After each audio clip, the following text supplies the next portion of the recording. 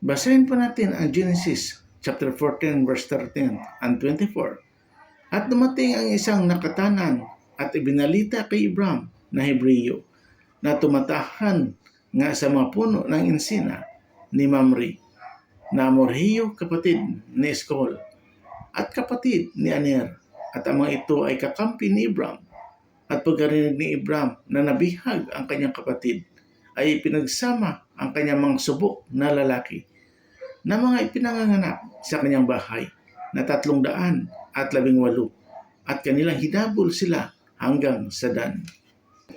At sila ay nangagpangkat-pangkat sa kinagabihan laban sa kaaway, siya at ang kanyang mga alipin, at kanilang sinaktan sila at hinabol nila sila hanggang sa Hoba na nasa kaliwa ng Damasco, at inuwi niya ang lahat ng pag-aari, at inuwi rin niya si Lot na kanyang kapatid at ang kanyang mga pag-aari, at gayon din ang mga babae at ang bayan.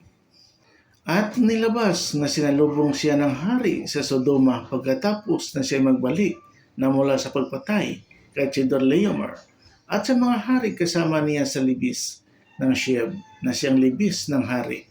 At si Melchizedek na hari sa Salim ay naglabas ng tinapay at alak, at siya ay saserdote ng kataas-taasang Diyos.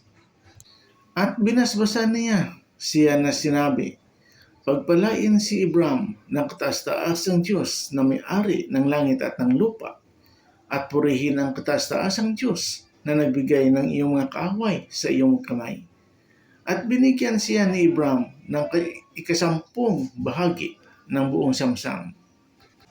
At sinabi ng hari sa Sodoma kay Abraham, ibigay mo sa akin ang mga tao at kunin mo sa ganang iyo ang mga pag-aari.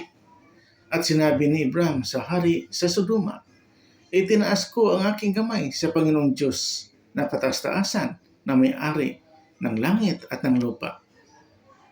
Sinumpa kung hindi ako kukuha maging isang sinulid o maging isang panali ng pangyapak o na anumang nauukol sa iyo, baka iyong sabihin, pinayaman ko si Abraham, liban na lamang ang kinain ng mga binata at ang bahagi ng mga lalaking kinasama ko, si Aner, si Eskol at si Mamre, ay pakunin mo ng kanilang bahagi. Amen.